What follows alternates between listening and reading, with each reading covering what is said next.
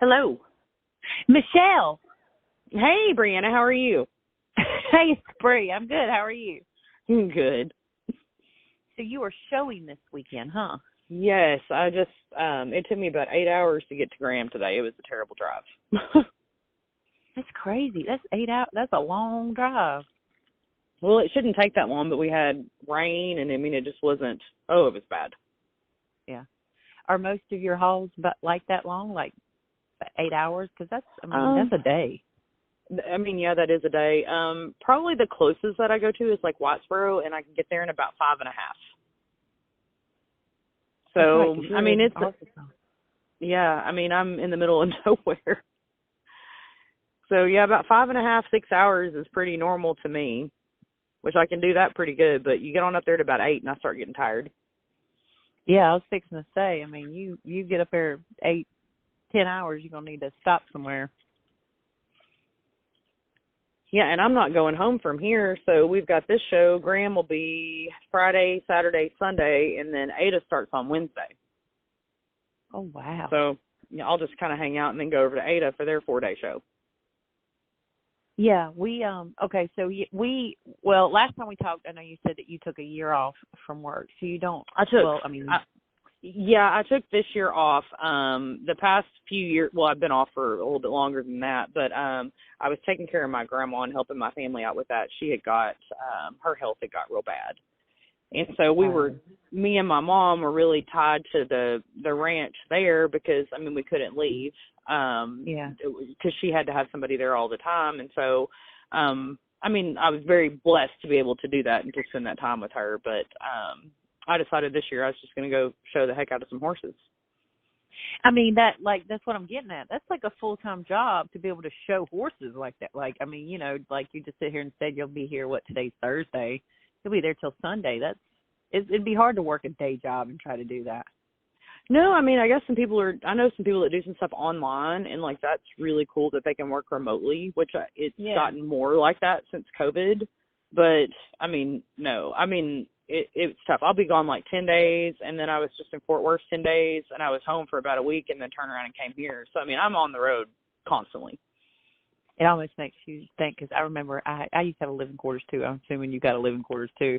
It almost makes you guess, what's the point of even having a house if you can live out of a, that type of space? It's doable, I actually do not have a living quarters. What? I thought about buying one, whenever I decided to do this, in December of last year, and I was like, man, and then the price on them is so high, it's that's a lot of hotel rooms, and then I don't have to deal with, I can just drive in and pick up. So, there's a little bit of convenience factor for that, but man, the hotel rooms, it's tough. I'm not even staying nice places, and I'm these are expensive. She'd be packing. Yeah, I am. So, but, it's good grief. I think ever since COVID, everything has just went crazy, price rise. And I'm $150 to $200 a night for a Holiday Inn. That's crazy. That is kind of crazy. But, I think COVID really kind of enlightened people, the fact that people can work from home and do school from home. It almost makes you second guess how we've been doing it. Okay, well, if we can do it this way, what's the point of even? I don't know. I miss 24-hour Walmarts. I will say that. Oh, y'all don't have what? Huh? You don't have them out there or what? Nobody has them anymore since COVID. Do you guys have them? Well, I haven't been to Walmart in a hot minute, so I can't really say anything about it. But I do believe ours is. I do believe the one in my town is still 24 hours. I could be wrong. Let me Google this. I'm serious because I haven't came across one, and the only time that I really am oh man, I wish there was one is sometimes at Whitesboro we'll cut till 3:00 in the morning, and I'll need something, and I'm daggum, I'll have to wait until they open. Yeah, I do know they did let go of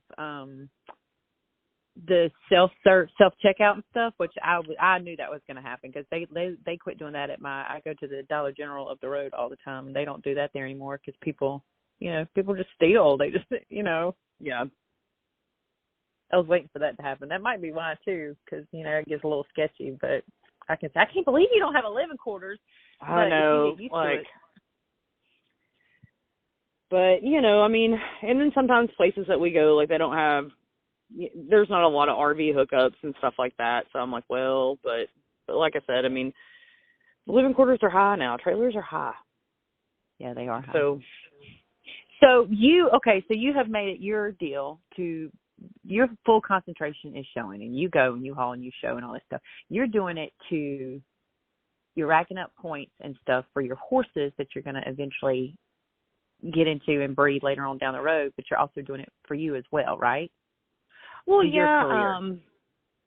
Well, I mean, mainly, like, I mean, a lot of the reasons that I wanted to do it this year is I've never had the opportunity to do it on this level, and I've never had the type of horses that I'm able to ride this year. Like, I've never had anything that was this nice. Right. And so, you know, we don't know what's going to happen. I mean, like, heck, I might not be able to do this again next year. So I was like, well, let's take this year and just kind of run with it. And then I've got one that I'm really excited to show that's a 4-year-old that we bred. That is my focus on. I'd like to get earnings on him and, you know, maybe have some breed mares to breed to him later on. And then we have another one that's 6 that we raised, that this is his last year to be able to show limited age. And, you know, it's hard to put money on them at weekend cuttings. I mean, you just can't do it. There's just not the money there. I mean, you can do it, but it just takes a lot longer. So their limited age years, I think, are really important. Yeah, you touched base on that last time, talking about the different classifications of it. Because somebody like me, I'm like, this just sounds like a bunch of gibberish, because I'm like, what? But the limited age, you said, makes it to where people can, you know, they can ride other people's horses, and it gives a lot more room for people just starting to get into it, right? Well, that wouldn't be limited age. That was what we were talking about last time in, like, the 2000 Limit Rider. Oh. Yeah, so, like, the limited age horses, like, that starts, like, futurity. Like, you can do small futurity or the big futurity, the 3-year-old year. And then that money's kind of separate from, like, their weekend earnings. But that goes 3, 4, 5, 6-year-old year, and then it cuts off. And there's a lot more added money at those cuttings. And then there's a lot of incentives with, like, the way your horse is bred, like stallion incentives and things like that. And so, I mean, it's a good opportunity to put a lot of earnings on a horse in a kind of short period of time, if you can do it. That's the concentration, right? You want the earnings on the horse. They don't follow you, right? Well, they do both. So anything that I win goes on me, and then that changes my leveling of where I can show at. But the more money you can put on your horse, I mean, obviously the horse, I mean, that's more value for the horse. Right. Especially when it comes to the whole stallion ordeal, because I think you said you were going to eventually get into that at some point in time. Oh, I hope so. It would be fun. Yeah, because it's a pretty steep market for it. I mean, like, it's like everywhere I look, there's a stud here, there's a stud there, and I'm like, it's like the deodorant aisle in Walmart. Yeah. That was kind of like a big consideration that we, you know, looked at whenever we decided to keep him intact is, you know, like he's a cat itchy and he's 6-panel NN. So I was like, okay, like he's good genetically, and then he's double papered. So he's got APHA papers and AQHA papers. And so I was like, well, that kind of makes him cool. So, you know, if we could get some money on him, that would be something really good later on. But we've got to go out and prove him, you know. I mean, a lot of people, there's too many good studs out there. You don't want to breed to something that's won, you know, $20,000. You know, There's too many good options. That's what me and another lady were talking about that has, you know, a stud, and she's like, I don't want to say she's just getting into it. She's not new at all, but she's getting him built up, because that kind of stuff takes a lot of time. Like, it takes time to go out and show, the money to show, to do all this kind of stuff to build up the stud that you want to market and ask people to breed to. Even I've got one guy, I think we were talking about it. He's limiting the mares that he's going to breed to try to keep his horse's value up, because you do have some out there that just will breed to anything, and it actually it devalues the offspring. this dude, he explained it to me, like, really good, actually, in the last episode, Andrew. And I was like, oh, I just had a little light bulb moment, because he was like, you know, you could look at these studs and say, it's $1 million stud, or blah, blah, blah, blah, blah. Well, if you do the research on how much offspring they got on the ground. Well, yeah, and what their offspring is doing. You know, like, not everything is a producer, too. I mean, so, like, you spend all this time and all this money showing one and trying to get their earnings built up, and then, oh gosh, we roll the dice and see if it works out. Yeah. Well, you just hit on a good topic there. It's all a gamble. I mean, you even said that last time. It's all a gamble when it comes to horses. It's not like you're dealing with a ball. You're dealing with another living, breathing thing. So.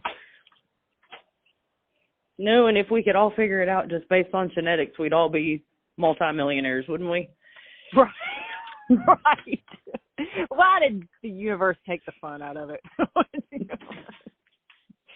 So, but this particular horse that you have, you raised him though, right? You and your family did?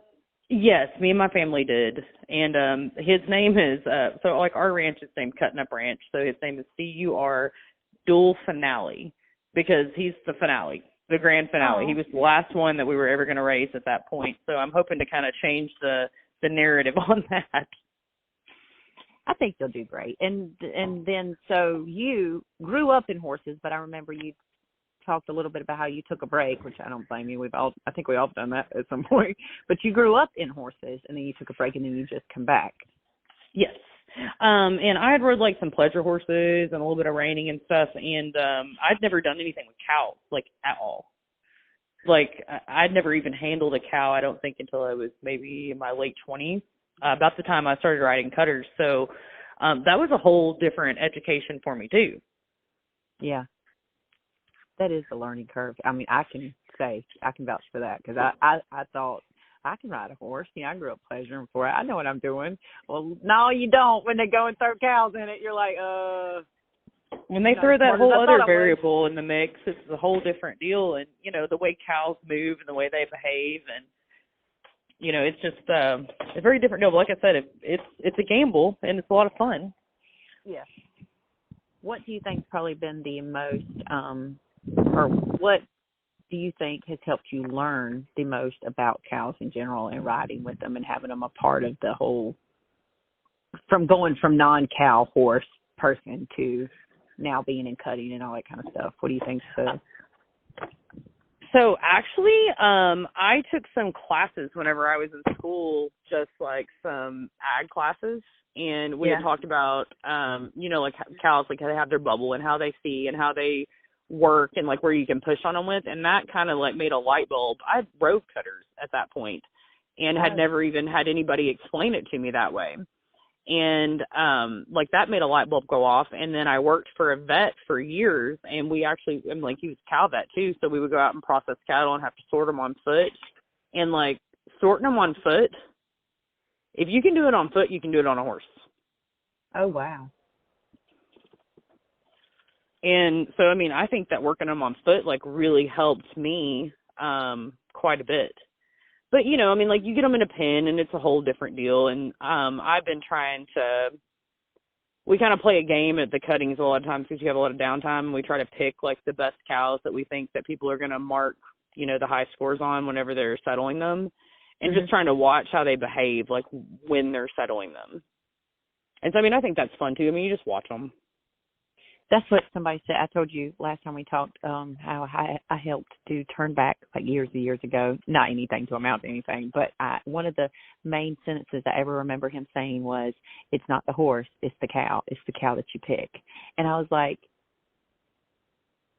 that just threw me for a loop, because you know your average person is looking at cutting and cutting horses, thinking, "Oh, it's look what the horse is doing." Da da da da da. And yeah, it is the horse, but the cow has a lot more to do with it than people even fathom, which is crazy to me. Well, I mean, something that's challenging too, like, so I'm riding like 5 different horses this year. Like, I can't even keep them straight. Oh, wow. But like, wait, whoa. Are you taking all 5 of them to your shows all the time? No. So, they'll bring, I don't know how many Taryn Hall you're bringing this show, maybe 4. And then, but most of them, I've got 2 weekend horses that I show. So I tend to kind of leave the young ones alone and not show them at weekend cuttings very much. Like I let my trainer do that to kind of build confidence on them. Mm-hmm. And then, so I just have the 2 weekend horses that I show. But like each one of those horses kind of takes like a different type of cow. Mm-hmm.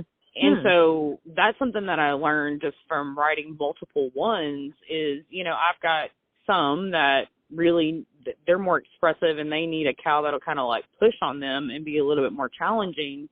And then I've got some that we really need to pick something that'll stay off of them a little bit and maybe not, you know, try to run so fast wall to wall. And so, I mean, that's a whole different deal. It's like, you know, your horse can only do what the cow's going to do. And it's hard to pick the right cow for the right horse. That's fascinating to me because I never even thought about that aspect of it. Like you need to pick a cow that's going to work well with your horse. You would just assume, you know, ignorance here, me. You would just assume that, oh, okay, well, if the horse is a cutting horse, he can cut any cow. But I didn't know that. That's interesting.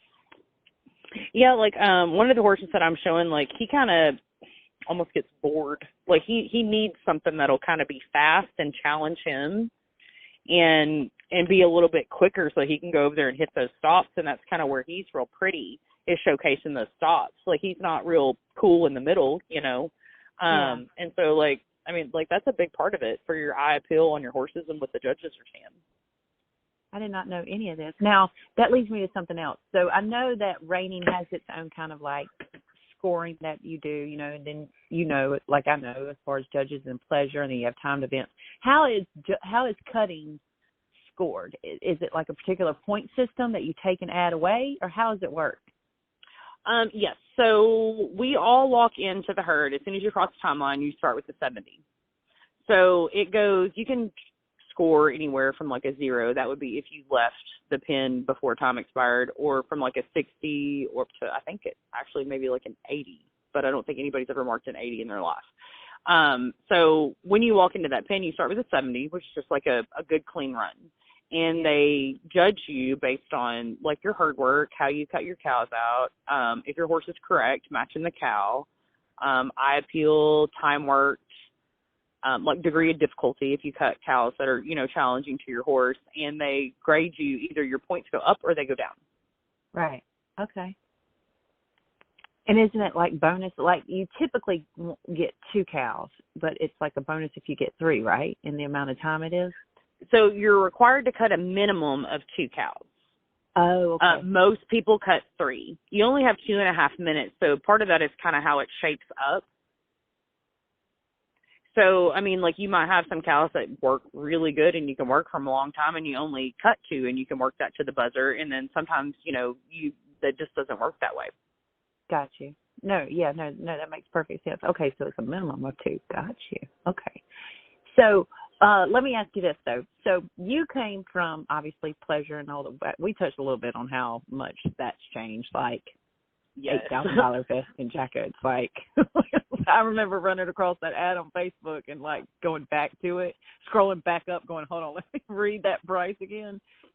Do you think it helps, like, from just a horsewoman's perspective, just a horse owner perspective, do you think it helps you show your horse better, not having to worry about all of those types of things that you do have, like in the pleasure world and other disciplines?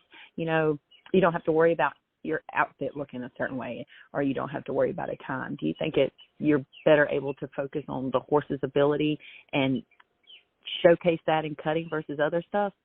Oh, well, I mean, I think that is a yes. I mean, for me personally, I mean, like the judge doesn't care if I have lipstick on. Right. Or if my pad matches my shirt, or, you know, if I'm riding in a Harris saddle that costs $20,000. Crazy. You know, I mean, it's supposed to be about how well you and your horse work those cattle.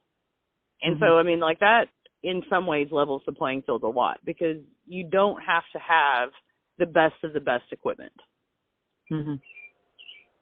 I think that would be less pressure. I mean, I think it is. Mm-hmm.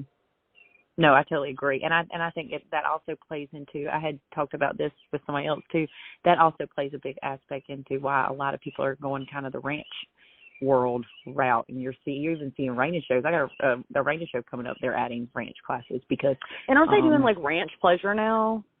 Yeah. Oh yeah, all kinds of stuff. And I think that plays a big part in why a lot of people are kind of moving that way, because you don't have to worry about dropping $40,000 on just the aesthetic. Like, yeah, for an outfit and for a saddle. I mean, it's just insane.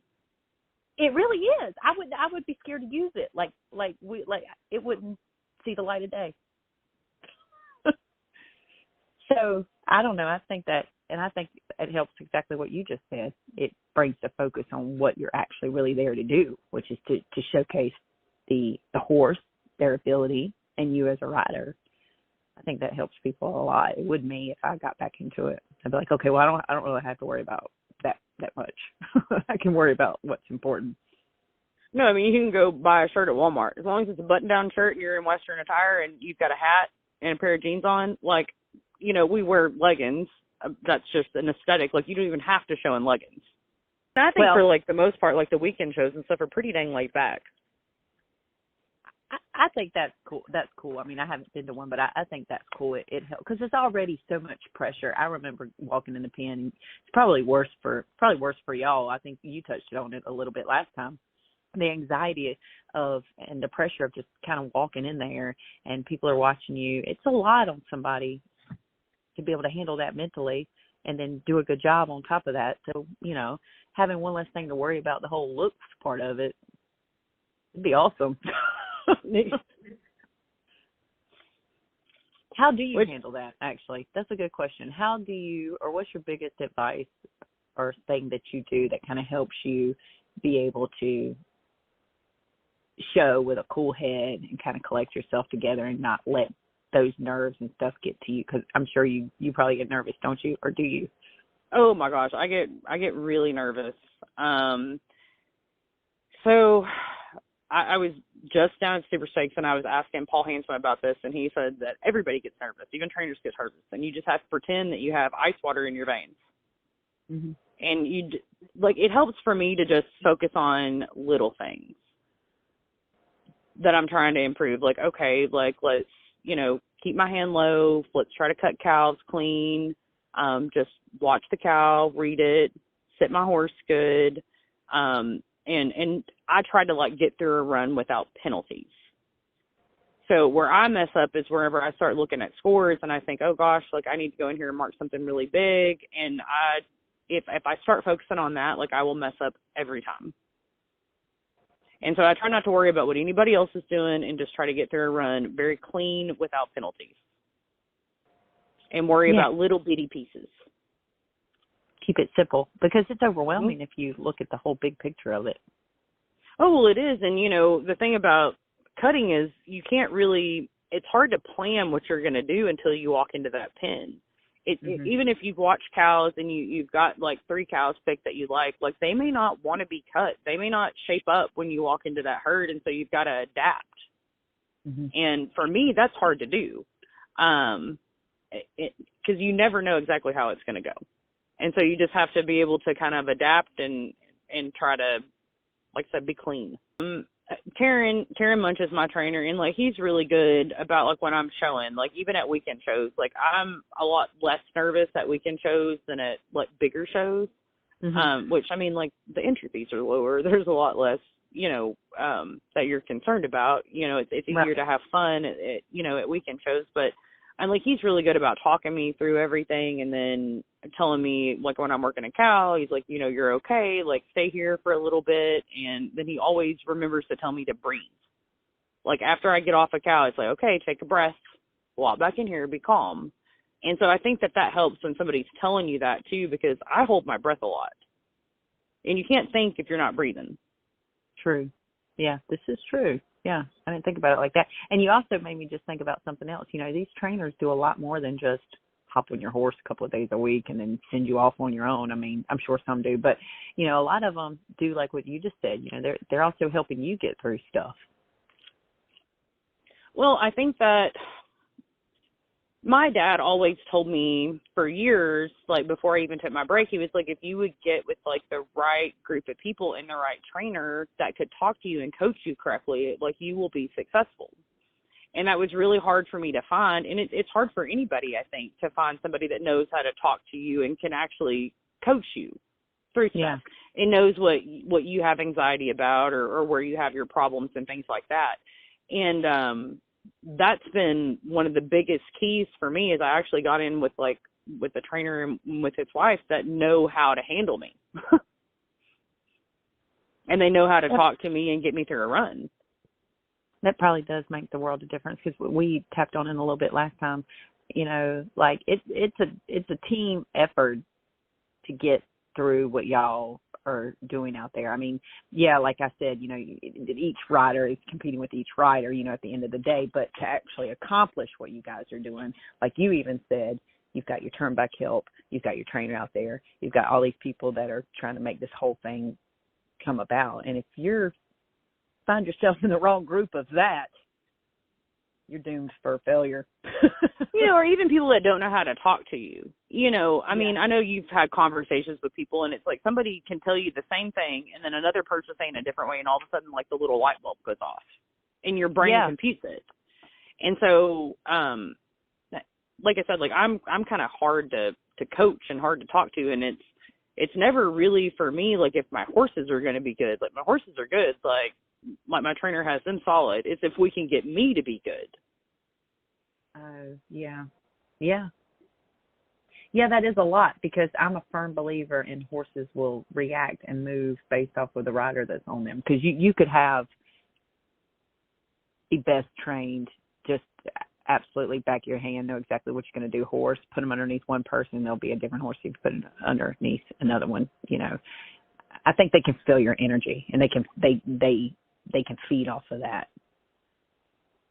Well, I think they can too. I mean, they can feel a fly land on them. So they know your heart rate. They know if you're nervous. They know, you know, when you get stiff and you don't sit them right and you're pushing all the wrong buttons that you don't need to be pushing. They can feel all of that. Yeah. Which makes them pretty incredible, I think. I mean, that's why they're good for therapy and stuff. That's why they have horses for like PTSD victims and things like that, and or people that have PTSD. But anyhow, so that was the other thing I was going to ask you. Have you ever fallen off cutting? So not in the pen. I have fallen off working the flag, like bareback and bridleless, but we won't talk about that too much. But that is a big fear of mine, is falling off in the pen. They say it's not if it's going to happen, it's when it's going to happen. Yeah, I think I remember you saying that exact thing when we talked last time, and it made me feel so much better because, you know, I'm sitting here watching these people do cutting, and I'm like, I would fall. There's no, hands down, I would absolutely lose my seat. And I feel like I got a pretty good seat, you know, but that takes some leg strength to be able to kind of, I even watched one the other day, I think. This dude, I told you about it, this dude was a pretty big guy, not like fat like that, but he was tall, and he was a big dude, you know, on top of this horse cutting, and you could even see him kind of lose his seat a little bit, and I was like, gosh, that's going to take practice.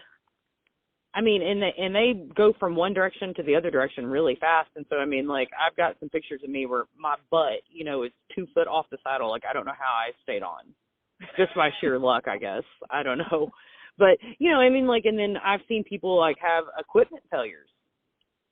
Like where they have like their billet break, or, you know, the saddle comes apart. Like a friend of mine's got a video like where he's working a cow going across the pen and his tree broke in his saddle.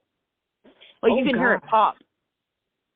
And so like there's all of that too. And so anyway. Were they okay? Whoa, was he? Did he fall off? Was it a catastrophe? No, or finished the run. I think he marked like a 75 too, with a broke tree. That's what's up. You know, but. I mean, like, so, I mean, there's all those different variables that can happen. Yeah. So it's a pretty dangerous sport. Yeah, no. But back to you have always, like you said before, you've always kind of wanted to take the time to do what you're doing now and what you're going to be doing this year, which is hauling and showing pretty much, I mean, full time. What kind of brought you to that decision? Like, what happened? Did you just get up and go, okay, you know what?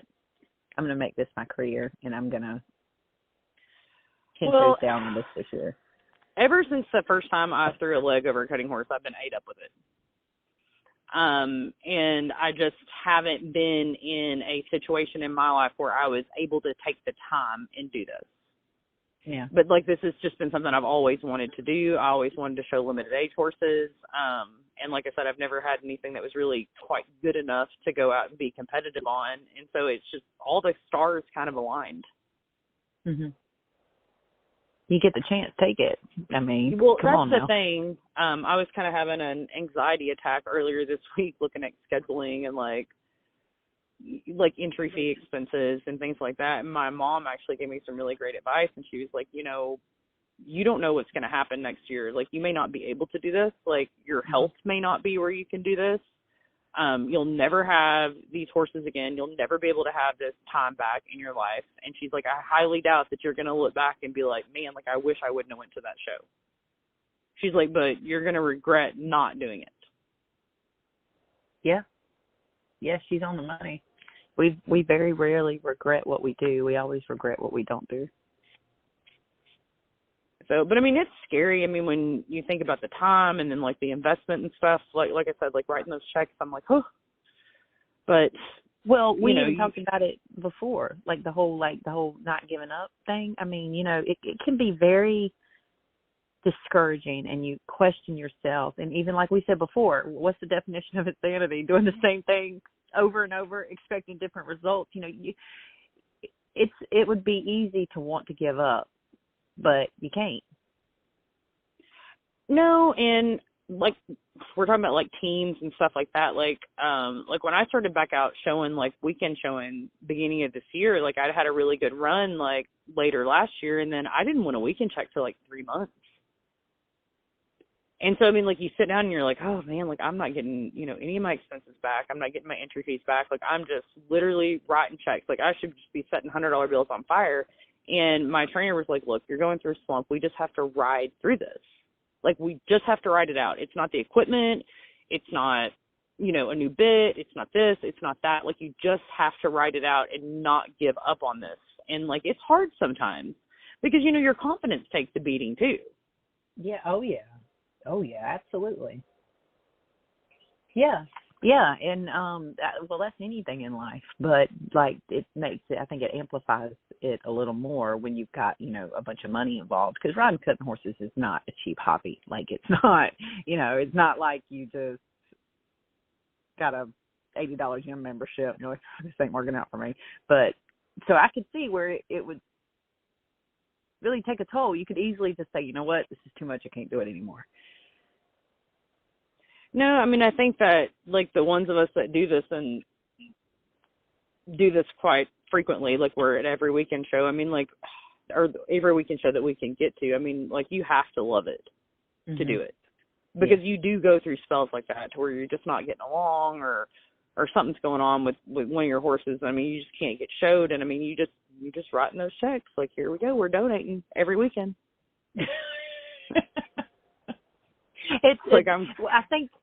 I think you just laugh to kind of ease it a little bit, but I totally pick up what you're going through, and it's or what you're talking about, not necessarily going through, but it's hard to keep going sometimes, even with the littlest things or the biggest things. So the fact that you're still doing it and you're still going, you know, you should pat yourself on the back. That's pretty cool. Well, thank you, but you know, my mom had also told me too. She's like, heck, like, you can't win any money if you don't enter.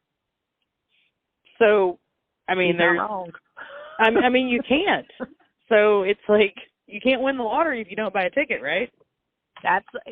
Hey, you're preaching to the choir, because I had this conversation with myself the other day about, I've got this little boutique on the side, you know, and I've never really sank the money into advertising it like I do other things.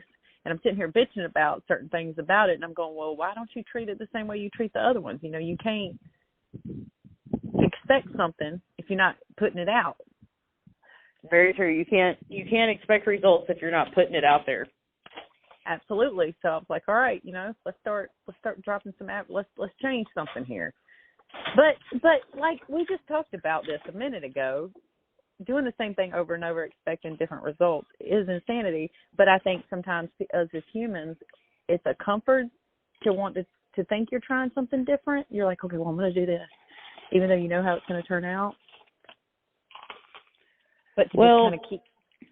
My mama didn't raise no quitter either. So, there she goes. I mean, I think that some people, like, they would probably get tired of, you know, doing the same thing over and over and not expecting some results, but it takes me a little bit longer to get to that point. I think it's great. I mean, you know what? You get one life. Hell, screw it. You know. None of us get out alive. Ain't that's the damn truth. Like, you might as well go ahead and do what you want to do. And honestly, it's like, you know, maybe when it is time to quit something, for me, I know I'm the type of person where I'm like, it's got to be kind of on my own accord. Let me make my decisions, whether they're right or wrong, and then let me get to that point on myself. You know, if somebody sits there and tells you all day long, you need to do this or do that or quit this or quit that. Well, heck, if somebody tells me to quit, I think I want to do it more. So I'm with you on that one. But, you know, for me to, like, quit, like, or to give up on something and just say, fine, like, this is really not working, I mean, like, my heart just can't be in it anymore. Yeah. What you just said, exactly what you just said. That's what I was trying to say. It's got to be a heart thing for sure. Mm-hmm.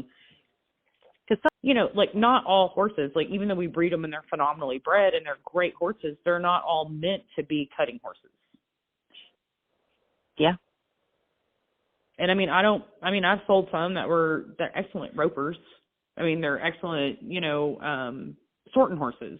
I mean, or just using horses or this or that. But I mean, I don't rope, I don't sort. And I mean, I don't work on like a big ranch where I need one. So, I mean, like, those horses need to go be with somebody where they can do their job and be appreciated. And that's always hard. Yeah. Yeah. But you're right. I mean, it's hard to love something enough, too, sometimes, I think, to let it go and to not try to conform it to be what you want it to be. Yep. She is speaking 100% truth on that. It's actually harder to do that. I think a lot of people sit here and talk a bunch of shit like, oh, well, I love you, I can't let you go. Well, if you actually really loved it, you would. I had one of the last horses, it was a cutting horse that I put through Triangle Sales when it was still over in Shawnee. I had the high selling gelding at that sale. Anyways, I sold the gelding for like $50,000, and they could not use my picture on the magazine because I was crying. Like, when they came up and like everybody else would be happy about this, and I was crying, and I'm like, well, I think they'll feed him because I mean, I loved that horse so much. Like, I did not want it to go. Yeah. But he needed to go to someone else and do a different job. And when you look at it, sometimes you're like, I'd be foolish not to take that for a gelding. You know what I mean? Yeah. But no, you did the right thing. I didn't say doing the right thing was going to be a joyride. It hurts. I mean, it does sometimes. And no matter how much you try to distance yourself from some of these horses, I mean, it's hard for me anyways. No, I get it. I totally get it. So back to something else you just brought up. So you grew up, I know you said you grew up doing pleasure and all that kind of good stuff, but you guys used to breed horses too, and then your family stopped? So my mom and dad did, really. My mom can tell you the papers on all kinds of horses. She knows the history on them. Like, I don't even know what half my horses are. And she always really enjoyed, like, the mares and the babies. But kind of like what we were talking about, you get so emotionally invested with those mares and those babies. And then, you know, you've got your mare care and your stallion fees, and you send them off to training as a 2-year-old, and then by the end of their 3-year-old year, you've got 2 years of training invested in a horse that it's not going to be a cutter, and so you take quite a bit of loss in value of the horse. I mean, it just kind of gets really discouraging sometimes with the program, and then you have, like I said, you have so much emotion. We can't keep them all. Right. I mean, I would love to have the facility and have the means to have 100 of them running around, but I just don't. Right. And we don't. Which sucks, because it does to be able to do that. But I mean, we used to breed quite a few every year, and then it just kind of got more discouraging, like I said. And this horse that I'm showing now, like, I mean, that's why my dad named him that, because he was the grand finale. It was like, this is it. Like, either this is going to work or it's not going to work. Yeah. Yeah. I mean, like, sometimes you got to, what we just said a minute ago about, I hate using the word quit, because that's a sucky word, but like to stop trying to do something and just let it be. When it starts, well, I mean, we're all getting older too. So, I mean, you got to think about things a little bit differently as we age. Yeah, this is true.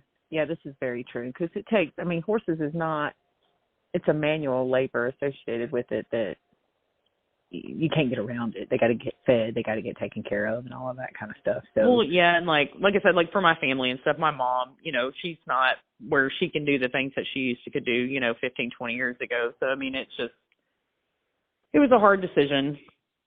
And like I said, we miss it, but maybe have a couple of really nice brood mares and just one really nice stud, maybe quality over quantity. Yeah. Well, and it opens the door for other things too. I mean, you know, you never know.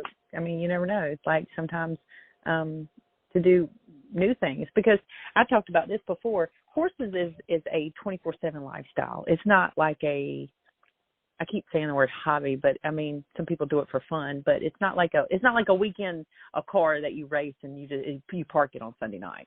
You know what I mean? We don't get to put them up and not think about them anymore until we get them back out. Like, that's not what happens. Right. So it's a lifestyle it's a 24/7 lifestyle. So when you commit to that type of lifestyle of what you guys used to do, you know, it's not like you can just kind of do it part-time or whatever, whatever have you, you know, it's a full-time gig. Yeah, it is. And I mean, and it really affects like other aspects of your life, like whether you can leave or go out of town or other things that you can do. Like that's one reason I had sold some of my horses last year, and I've got like one retired horse at home that, I mean, he's just a pasture pet at this point, you know, and my mom takes care of him while I'm out of town, and all my rest of my horses are in training because I couldn't leave and be gone for, 10 days. Yeah. Not with these horses at home and expecting other people to take care of them and this or that, Yeah.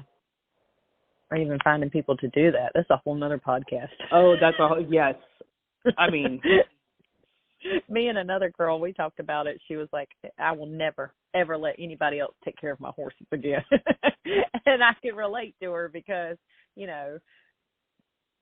leaving that responsibility up to somebody else is a big task, especially when you're dealing with animals that are worth a lot of money or animals that are helping you make money or are part of your livelihood. Or just animals that you love that are like your children. Yeah. I don't have kids. I mean, like, I love I love my dogs. I mean, I love my horses. I mean, this is what I'm doing in my life. And I know not everyone is going to do things exactly the way I do it.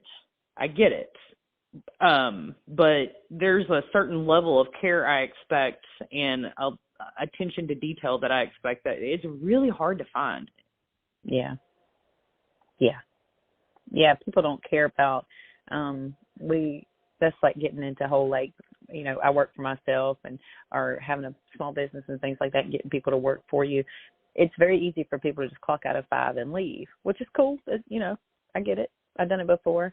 But when it's yours and it's tied to your livelihood and like what you just said, that things that you love, it's a whole other level of doing things and completing things and making sure things are done, that a lot of people don't even think about it because it's not theirs. They're like, oh, it's not my problem, which sucks that people think like that, but it is what it is. Yeah, it is, but that's the difference between having a job and having a lifestyle. True. Yes, absolutely. Yeah, 110% agree. Now, we also talked about the whole card thing, which I thought was really interesting because, you were married to a trainer, and the card that you got it almost kind of stumped you a little bit because it threw you didn't come in at the level you were supposed to come in at. It put you at a higher level, right? Yeah, so like NCHA they have a great program for giving you your amateur card back, but like you have to wait I think it's 3 to 5 years. I waited 5 years, and then you couldn't have won so much money, and then you have to have some forms like signed by like some area directors and things. And so they gave me my amateur card back, which was great because I had won like I think $7,000 maybe last year when I started showing again. I won about like I think my eligibility was like 7,000. But cool. I had met my ex-husband and married him whenever I was still eligible for the 2,000 limit rider. So I had won like maybe like $1,200. And so like once I leveled out of the 2,000 limit rider, I had to compete in the non-pro. And I know I know some people that married trainers, some women that married trainers, they had never rode horses before in their entire life and decided they wanted to start cutting and like, hey, you've got to go out and compete in the non-pro. That's crazy to me that they would do that because, I mean, that's like throwing bananas in with a bunch of apples. That just don't. Well, I mean, at the time, whenever I was going through it, I was like, well, like, this is going to force me to be more competitive, you know, trying to look at it, like, through a good perspective. But, I mean, it's hard. And, I mean, some of the non-pro riders, I mean, those girls can show one and they can ride a horse. And, I mean, some of the upper-level amateurs, too, like, I mean, it's really competitive. Like, there's some people that do some good stuff. And it's fun to watch them. Yeah. Yeah, but it would be intimidating, or that might not be the right word, but I mean, it would be intimidating for me. I'd be like, okay, well, I'm really not there yet, so. Well, I mean, it still is for me. Like, so I just leveled out of like the limited amateur, which NCHA has got this thing for limited aged events. So you can show in the limited if you've won under 25,000. And then from like 25 to 100,000, you show in the intermediate, and then over 100,000, you show in the unlimited AM. And so like, there's some girls that have won like close to $1 million. Holy cow! And so like, I'll be like, okay, well, I drew after them, and so I'm like, well, yeah, okay, like here we go. And I would be like, I'm just not gonna show.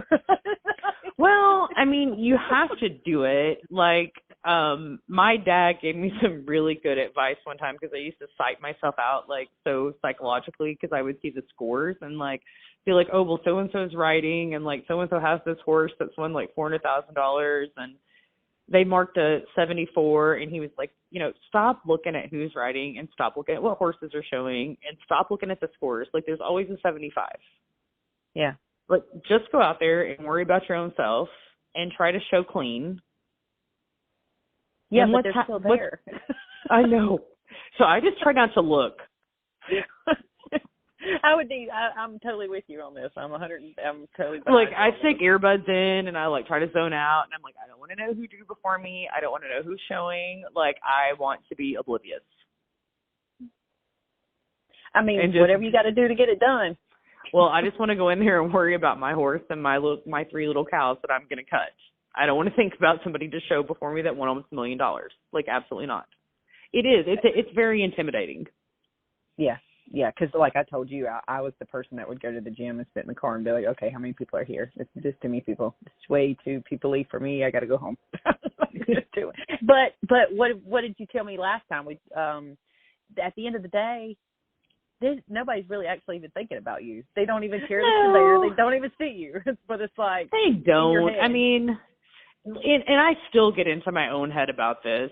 I've got better about it, but like for some reason, I think anybody does this whenever we're really nervous. Like, you always think somebody's watching you or looking at you or they're judging you or this or that because you're concerned and you're nervous and probably judging yourself. But like, nobody's paying attention to what you do. Everybody else is too worried about getting their own horses ready and worried about getting prepared for their own run. Like, they're not watching yours. I mean, unless they're your friends, and then your friends obviously are, if you've got good friends, they're supporting you and they want you to do well. Right. But no, you do have people out there that do worry about people because they can't look at themselves. But that's a whole nother. That's a whole other podcast. Psychology right there. That I love that type of stuff. But you do have people out there. But I totally get what you're saying, and I actually have to do it sometimes. On social media, I had a period there where people thought that I wouldn't congratulate them or wouldn't like stuff that they post and things like that. But it was really because I had to concentrate so hard on just me and what I was doing that I couldn't get on there and scroll. I couldn't look at nothing else because, you know, I was just going through certain things. And I totally get what you're having to do that's why I'm telling you this, when you have to show what your dad's saying, because if you do get distracted and start looking at all of this other stuff, it'll mess you up before you even get out there, before you even do anything. Yeah, I mean, because if you're worried about all these other factors that really don't make any difference to what is going to actually go on in the pen. True.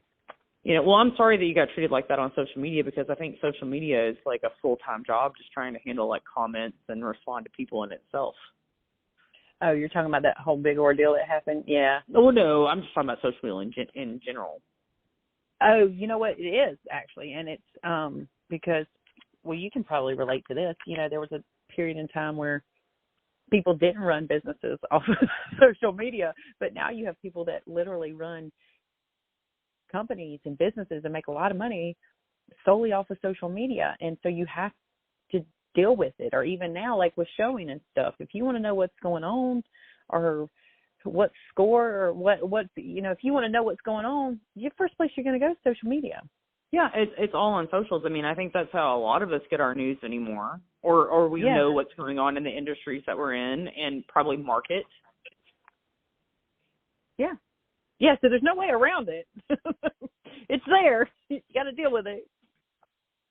I mean, I think social media is a really great tool, but I don't know, you get a lot of backlash from a lot of crap too. Yeah, you do. It's gotten to where there's a perfect quote, and I actually seen it like 4 or 5 years ago. This girl posted it, and then I've seen it again before over and over and over, and they said social media has got people being disrespectful and not getting punched in the face for it. And it's true, because there is some stuff. I'm like, there is no way you would say this to a person's face. Oh, God, no. Absolutely not. Probably 99% of it. Yes. And, like, so you had asked me a little bit, like, about Bella Hadid, I think. Oh, yeah. No, yes. I'm glad you brought that up. I was going to, because you got to meet her, right? So, I mean, I guess meet her. I mean, like, she was standing in line in front of me at the concession stand at Will Rogers, and I told her I watched her run, and I thought she had a really great run earlier. And she is, like, so super tiny, and she's so pretty, and she is so polite and so bubbly, and she just wants to talk to you about her run like anybody else, and wants to talk about everything that went wrong, you know, and was, like, super, like thanked me, I think, like 5 times because I actually watched her run. Oh, like she was a really nice person, but, like, talk about social media. So, like, whenever she first had kind of, like, came on the scene and, like, those very first videos of her showing came out, like, the crap that, like, PETA was saying and, like, the animal rights activists and people that have no idea what cutting horses are or anything about horses at all, like, it's tough. Yeah. Yeah, people will literally say anything, and you've got to get into a mindset. I mean, Bella is on a whole nother different level than I will ever understand, but I know from personal experience, just from what I've dealt with, like, if you don't get a cold eye to that, and if you don't, like, it'll really get to you. I mean, like, I told a guy, I had an episode a couple of months ago with a guy, you know, people kill themselves over comments. I mean, some people they do. Like really the shit sad that you say to somebody online, you have no idea what that person is going through or where they are in their life. Like, something that is said online can be a lot bigger than what people think it is. Yeah. Yeah. And people just say it like they just don't, you know, they try to act like a badass. And to me, that's not badass at all. To me, somebody who can, you know, it's not badass to be mean like that, just to say some of the stuff they say. I mean, I couldn't do that. I was raised, you know, if you can't say something nice, don't say anything at all. But I mean, I think about, like, her, and then, like, there's some other girls that show, and they've got a really, like, big social media presence. And it's like everything that you do is criticized. Mm-hmm. Everything. And I'll tell you something that's kind of wild. so like differences between like men and women here. So like I know quite a few trainers. And when Bella had first started showing, I had like talked to a friend of mine and I was like, oh, were you at like Boston Ranch? Did you see Bella? Immediately, look, this is a man, immediately starts talking about her physical appearance negatively. And I was like, you do realize that she's like the highest paid supermodel like in the United States, maybe the world, right? Yeah, like, she actually won an award for that, I believe. Yeah. And I'm like, but you're like some guy that literally like, but you think that you can have an opinion about like the highest paid supermodel in the world because you're a man? It's disgusting. It is. And it's like, well, so like women, I think, in this sport or in anything that they do, like we're judged at like a whole different level. Yeah. It's like you can be too skinny or you're too fat or you put on too much makeup or you don't try hard enough or it's just ridiculous. You know what it is, and you brought up a good point because horses I would relate the horse industry in the aspect of like trainers and people that do it as a career and that kind of all like that parts of it has predominantly been male based. It really has. You've had very few women that have kind of pioneered through those things. And I mean, I can't imagine some of the stuff that they have heard or been said to them or things that, or the criticism that they've gotten, you know, and it's sad because it shouldn't be that way, but it is. It sucks. What I think is so crazy is if you look at like your amateur riders and like your non-pro riders, most of them are women. Like in cutting, like this is a female-dominated sport, but your open riders are mainly men. Yeah. Marinate on what you just said. So, like, if it's predominantly male in the like what you in the pro and what I just said, like the trade, like what you just said, but your main market, the main people that actually spend their money and go and do it and ride. Even you said it a minute ago. There's some women out there you said that made $1 million doing this stuff. If the women are the ones that are supporting the sport, why would you even say that about her? Maybe male insecurity. I don't know. But anyways, the only reason I brought that up is since I think that all of us, like she deals with it on like a huge level. I can't even imagine dealing with crap that you would deal with if you were that famous. 110% know what you're talking about. And it's discouraging because it's like, okay, well, if you keep yourself secluded in this little industry of who knows who and you can only be the cool kids if you get in it, well, you're actually hurting yourself in the long run. There's so much more money and so much more people out there that could grow the industry far past what Yellowstone did. Or, well, just look at what Yellowstone did. Think what it could be even more. Well, I think Yellowstone has been wonderful, well, in ways for the industry. But, you know, I mean, I sat around and looked at cuttings for years, and I'm like, what are we going to do? Because it's the same old people. We're all getting older. There's no young, new blood. Like, we need new people to, if the sport wants to survive and if other parts of, like, Western heritage are going to survive, we have to have new blood. Well, you know what, I'm so glad you're talking about this because, like, you saw the whole Beyonce thing and the horse and the saddle, and here's the deal. That was probably AI generated. No, that's actually her album cover. I thought part of that was like AI generated with like the Photoshop thing though. Well, they started putting saddle pads on it, but what my point about it is that if you actually look at the numbers, okay, country music is in the bottom 3 most streamed music genre. Nobody listens to it compared to rap and hip hop, which takes up 50% of streamed songs. Okay, Beyonce don't need country. Country needs Beyonce. All right. So the fact that our industry just ripped her a new one online, I mean, it was everywhere. All these people are like, she didn't put a saddle pad, or even Shania Twain. Remember when she did a cover in the? Oh yeah, I remember that deal about Shania. Yeah. Like, y'all, we're not dumb. We know, like, can we not just let it roll instead of criticizing them left and right and then they don't come back? Well, see, I had read a thing about it, and it was like, like, how is Beyonce, like, different than, like, Keith Urban? Like, he's a, like, Australian native. Like, she's from Houston. She is Texas. Yeah, so I'm like, why can she not be a country music star? I loved it. I loved her songs and stuff. Like I'm that kind of girl though. Like I'm not. Well, and I mean, there's been some shit like I've seen going around, and like Cutters are bad about it too. Like there was somebody that posted something about like one of her videos from the other day, and I'm like, hell, like I like her outfit. Yeah. Like, what's wrong with it? But we do as a horse industry have a tendency. I actually like let go of this girl that I sponsored because, and I'm not gonna say any names or what exactly what I just let it go.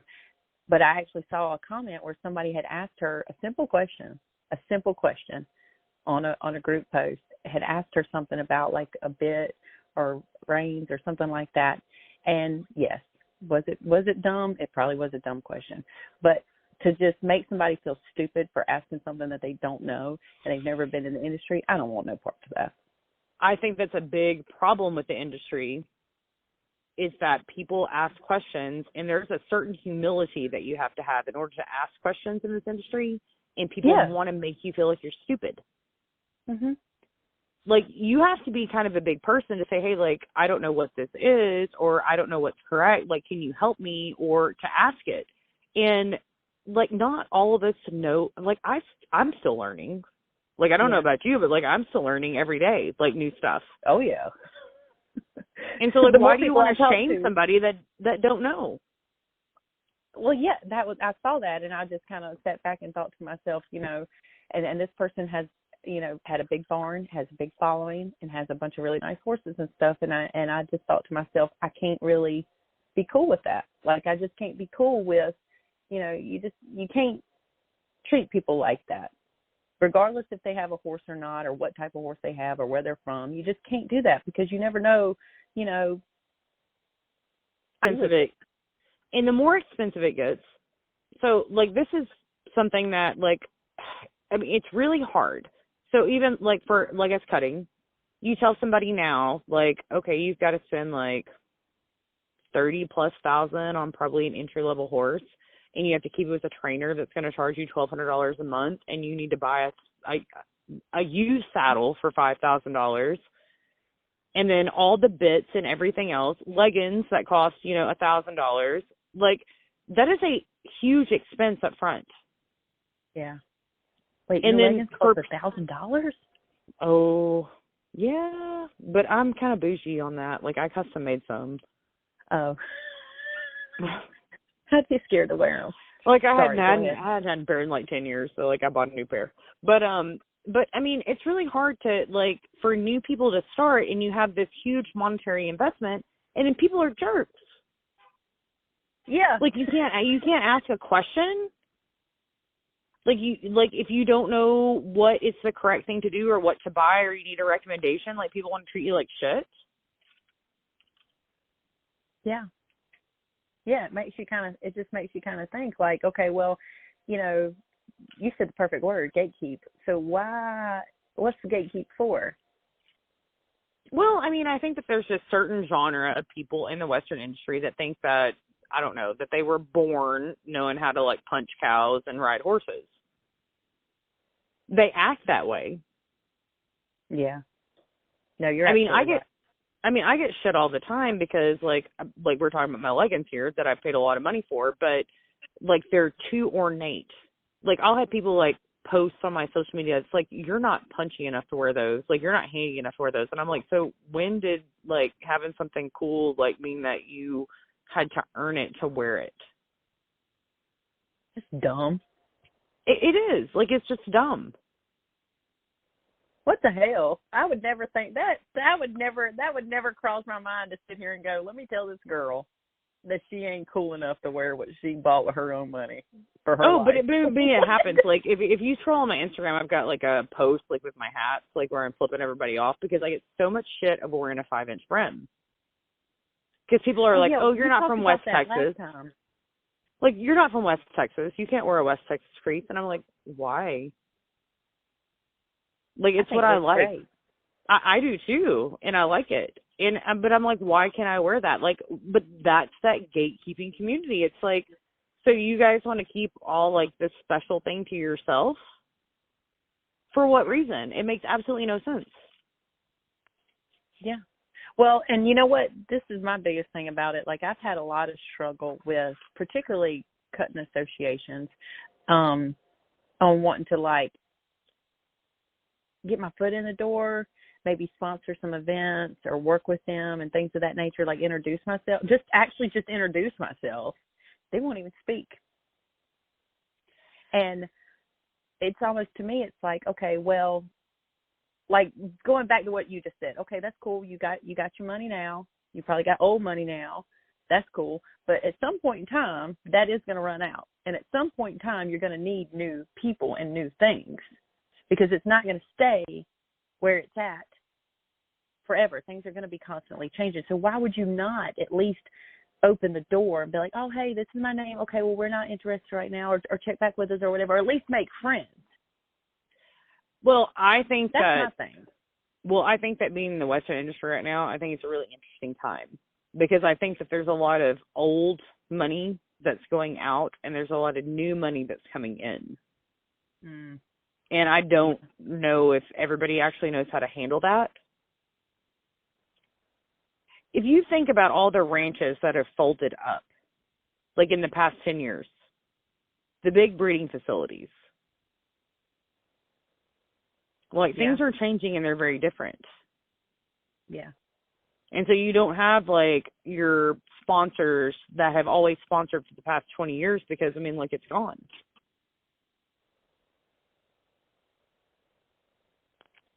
Yeah, and the Western lifestyle industry, horses, cows, beef, all that kind of stuff, it's not, I don't want to say stubborn because that's the wrong word, but it is very like traditional in certain things and old school in certain things. So I could see where that would be. I think stubborn is the right word because I think that a lot of people that are more old school, like let's put that in quotation marks, but I mean, I think it's really, you have some people that are really unaccepting of like new blood. Yeah. Or anybody new coming in, and there's this weird thing like where they don't think people have earned it. But there's these certain people, and there's a lot of people out there that it's like, okay, like if you're not a 5th generation rancher and you haven't done that, like, I'm sorry, like I can't control my family. Right. Like you can't be taken seriously. Yeah, that's going to definitely limit the industry. Just like it just boils down to something as simple as your hat. Like, who really cares about her hat? She's spending money in the cutting industry. She's showing her horses. She's doing a good job. Who gives a shit about the hat or the leggings? No, but there's always going to be people that criticize.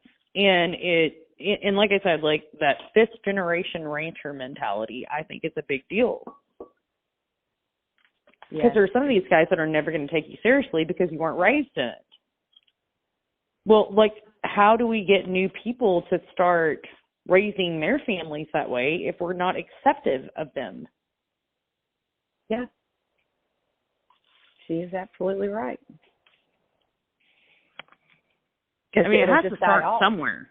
It has to start somewhere. Yeah. And I think right now, like, we're in a really, like, funky area, like, in time, like in our country and everything else, where a lot of these big ranches have been sold. I know like a lot of energy groups and oil companies are buying them. We've had a lot of, like I said, like breeding facilities that couldn't facilitate anymore and they've parted out and they've sold. Like, I mean, hell, like the Sixes is sold now. Yeah. Well, didn't Taylor Sheridan buy that? I think that was Taylor Sheridan's group. I don't think he actually owns it personally. Like, I don't know enough to speak on that. But I mean, hell, like the Sixes was a great like historical ranch. Like, what's going to happen to it? Well, he's suing Cole Hauser. Do what now? Yeah. So I didn't ever watch Yellowstone, but I had a feeling when the whole Kevin Costner thing kind of went down and they put it on hold, and that it was getting sticky. And then I ran across on the internet on Google, he's suing Cole Hauser, who was Rip, for over coffee or a trademark or something of that nature. And when you've got that going on inside of this series, that pretty much is the only reason why horses got up to what it was, it's going to come crashing down, just like the numbers are coming down. And that changed the industry. Like, Yellowstone changed the industry. Yeah, like, and then now Yellowstone is falling apart. Well, I don't know. I mean, I think that the industry was up. Yeah. Like, I mean, I know that you know this. I'm going to say it out loud, but I mean, we saw some horses that probably should have sold for like $15,000 being valued at like 50 plus. Yeah. Oh yeah. I mean, it was really good to get in on it at the time. But like, I always thought that this was going to change and it was going to crash, and there were going to be people that were out a lot of money. Yeah. Yeah. Cause there's going to be a lot of nice horses that are going to be for sale in the near future. You'll probably see some studs that hopefully they'll make it or not make it, because it's just the market got so flooded on the wave of it. And when I saw that lawsuit, I was like, yep, that's it. It is not coming back. That is. See, I heard that whole group had bought, I don't know when the last time you've been to like the stockyards in Fort Worth. No, I've never been. Actually, I was invited to go this week, but I didn't work. You've got to go. You have got to go. Like, I wish that, so I hadn't been until last year for about 5 or 6 years. And that group has bought up so much stuff.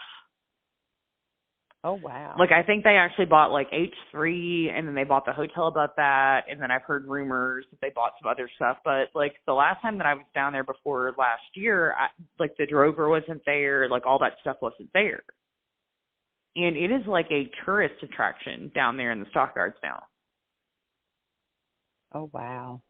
Like, I mean, you'll go down there to the rodeo, and like, there's people from like Japan, like China, like there's people from tons of different places that are down there. And I mean, hell, we used to pull up like in a dually and park on the street, like in front of the White Elephant, and that was like the cool thing. That's what we did. And that's no longer a thing. So, I mean, it's the whole industry is just changing a lot.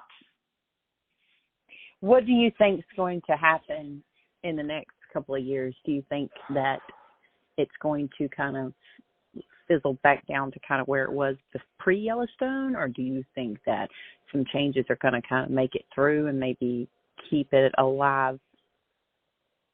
Do you remember when the housing market crashed back in like 2008? Oh, God, yeah. So I remember back then, this is when Triangle was like premier sale, but it was the premier sale back in Shawnee. And I remember back in 2008, like after the housing market crashed, there were people that had like really nice 2-year-olds that they could not even sell for like $300 to $500. Oh my gosh. And that, I mean, they were running through strings of horses they couldn't feed. I mean, it was a really bad time. And it was a really bad time in the horse industry too, because everything crashed. Right. Yeah. No, I remember. Yes. And I'm really afraid that we've kind of overinflated our market, mm-hmm. and that people are not going to be able to get their money back when they go to sell. And mm-hmm. I'm afraid that with the housing and everything the way it is as well now, that's what's going to happen again. Or somebody is going to step in and start regulating some stuff, because that's probably what might be the next step, because you've even now got the government stepping in at gated shows for certain things. But like with the housing market, it was you remember this, it was actually the mortgage companies. And so the FDIC or whoever had to come in and start regulating the mortgages that were given out. Because, I mean, you remember they were given like, you had people with 400 beacons living in $150,000 houses, and you were like, oh yeah, there were people that made like $100,000 a year that owned like 3 or 4 houses. Yeah, it was crazy. I mean, it was insane. They would give a home loan to anybody. Yeah, I remember, and I remember always thinking to myself, huh? Mm-hmm. That's not work. That don't math out. That math is not mathing. First started like cutting. Well, not when I first started. Maybe like that's probably like maybe like 2014, 15. I went out and bought a gelding, which I'm still showing him now, and I paid $25,000 for a gelding. And my dad was so mad at me. He was like, "There is not a gelding alive that's worth $25,000." Like, back then, we weren't paying those prices. And, like, back then, you paid that much money for something, and you had something that was really, really, really nice. Like, that's barely even entry level at this point. That's still a lot of money. It is a lot of money. But, no, I'm picking up what you're throwing. It's not compared to what the prices have been over the last couple of years. I mean, like what I just said, there was an embryo went for, like, $100,000. That's crazy. Are you crazy? I mean, I've never been in the position personally, like, I don't know about you or, like, anybody else, but, like, I've never even had anything that was valuable enough to insure. Like, that's funny you just brought that up, because when I was, me and you were the same age, back then, you didn't hear of horse insurance. Well, no.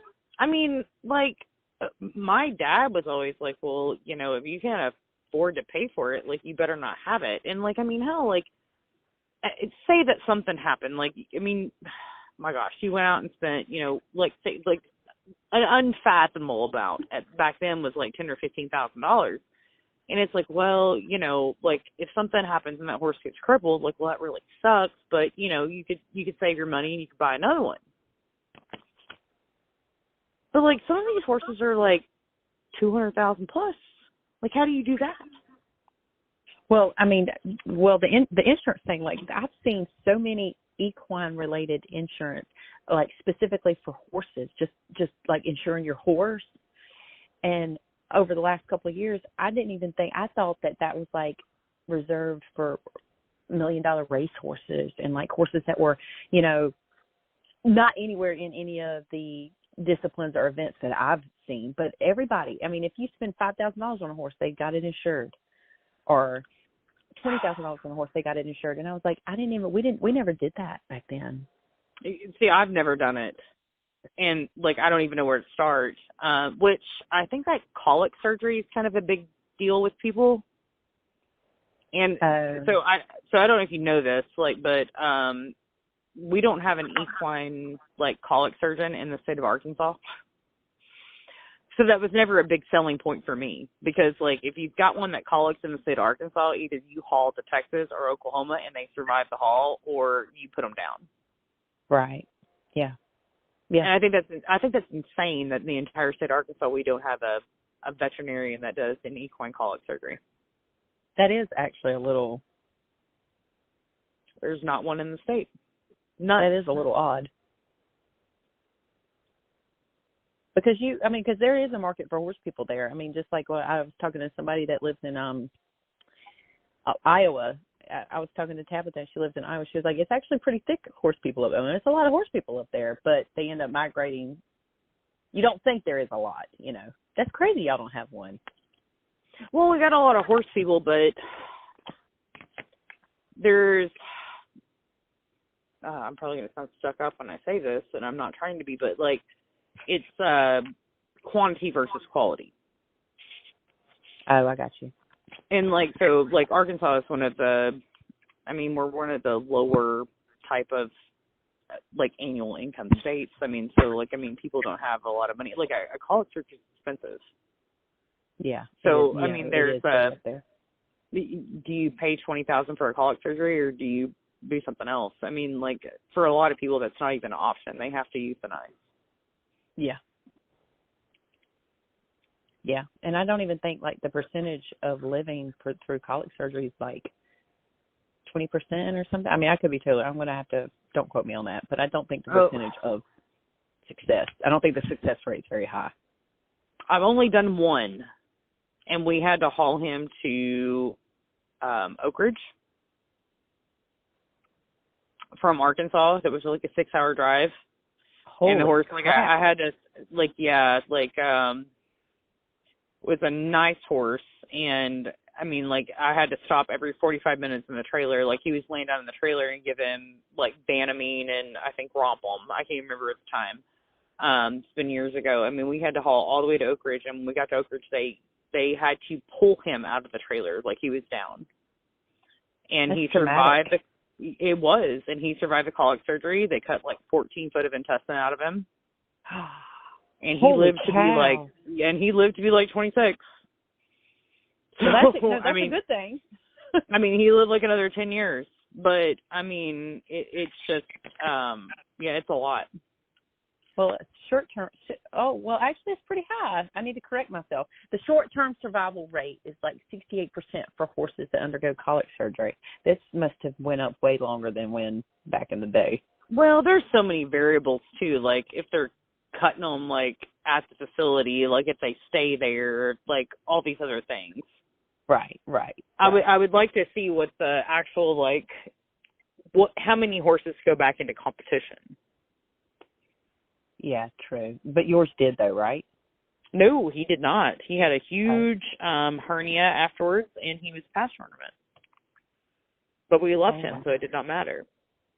Right? Yeah. No. I mean, yeah, you don't have to say why. Nobody. Yeah, you did it because you want to do it. But that makes a big difference too. Then, but no, I'm picking up what you're throwing. I mean, that's a tough decision to make for anybody when you're in that type of situation. You know, what kind of horse you've got here, what it's worth, what you're going to do, what the cost is, et cetera, et cetera, et cetera. I mean, there's a lot of variables to consider when it comes to deciding to do something like that. You know. Well, but that's crazy. Y'all should have one there. Yeah, we should, but veterinary medicine and what it takes to get through vet school is a whole different deal, whole different podcast. Yeah, that is a different podcast. Because I'm gonna tell you something, they don't make enough money to deal with what they deal with. Because I can't imagine some of the emotional situations and the. Do you know that's one of the highest suicide rates in the country? It's for vets. That's exactly what I was fixing. Yeah, they deal with a whole lot because.